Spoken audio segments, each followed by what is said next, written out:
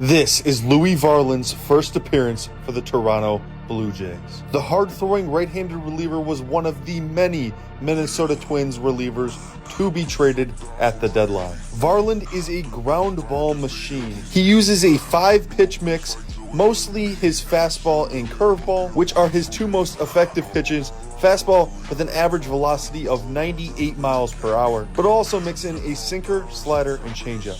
Here, you're going to see his big curveball as he gets a swing and a miss from Randal Grichuk. Varland is a pretty decent reliever and pretty important to the Twins fans' culture, especially on Twitter. He wasn't even on my radar to be traded at this year's deadline, as he hasn't even reached arbitration yet. Here he's going to get Grichuk to ground out to second base, but as we saw with many other Twins relievers, nobody was safe. Obviously, Varland was doing his PFPs because he makes this play easily. Then he strikes at Kyle Isbell for a perfect inning of relief in his first outing with the Blue Jays.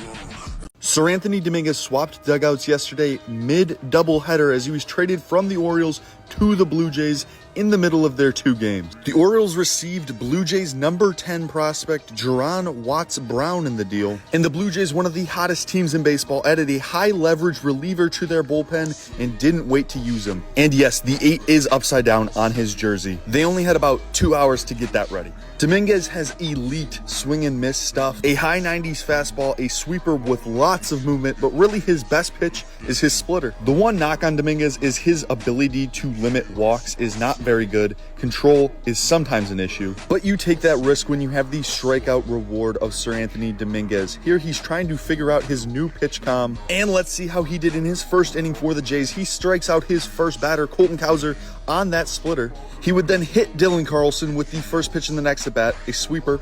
Carlson would steal second base, but Seranthony Dominguez would catch him in the act as he was trying to steal third. That's the second out of the inning.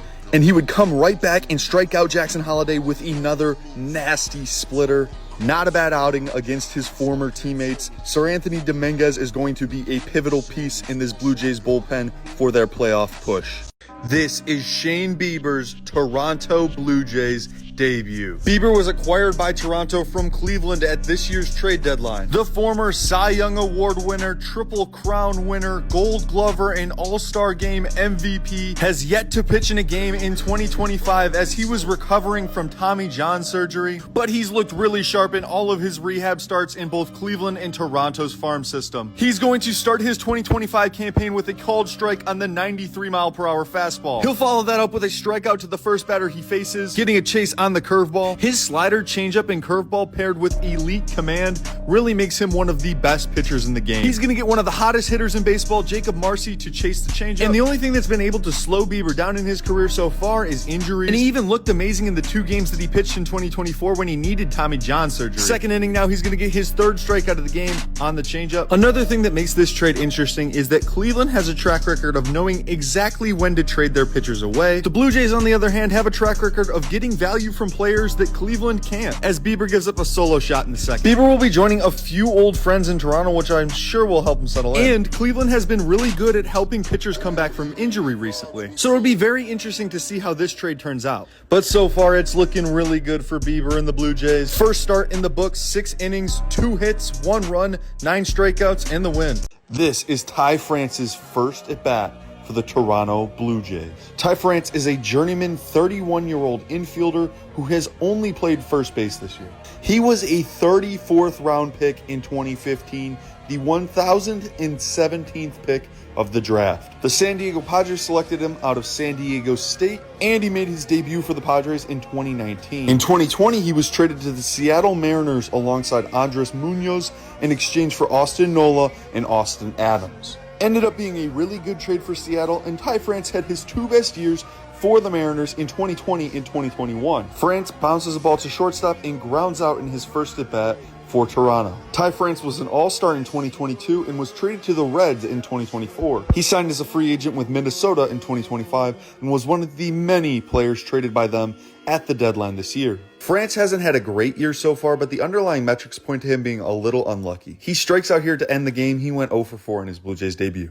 This is Alex Call's first at bat for the Los Angeles Dodgers. Maybe not the big name we were all expecting the Dodgers to go out and get at this deadline, but Alex Call is a very capable platoon bat. He doesn't have much power, but he hits left-handed pitching really well. He fields his position decently enough, he's got decent speed, and he has a great eye at the plate. Alex Call started his career in Cleveland where he really never caught on, but he moved on to Washington and really cemented his role in the major leagues.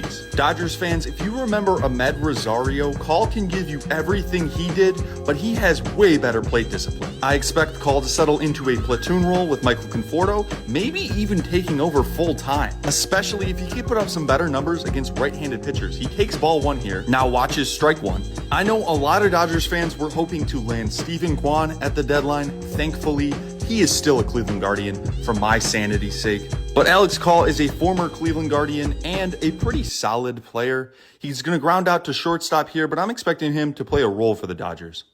This is Brock Stewart's return to the Los Angeles Dodgers. Stewart was recently acquired from the Minnesota Twins straight up for James Outman, an outfielder who the Dodgers deemed expendable. This is actually Stewart's third stint with the Dodgers. He made his major league debut for them back in 2016, then went and played for the Blue Jays and Cubs before rejoining the Dodgers organization in 2020. He never got the call to the big leagues during the shortened season in 2020 and missed all of 2021 with injury. But now he's back in LA for a third time, and I think this time it's going to go a little bit better for him. So far in 2025, Stewart has been legit one of the best relievers in the sport. He is in the 98th percentile for expected ERA and expected batting average at 2.33 and .188 respectively. Since Stewart's rookie year, he's added 3 miles per hour to his fastball. He's added a sweeper and a cutter. He's also changed the shape of his changeup to add more drop and less tail. He strikes out a lot of batters, and the ones that do make contact have a hard time barreling it up. I think this is one of the most underrated trades made at this year's deadline. He's going to make a difference in October.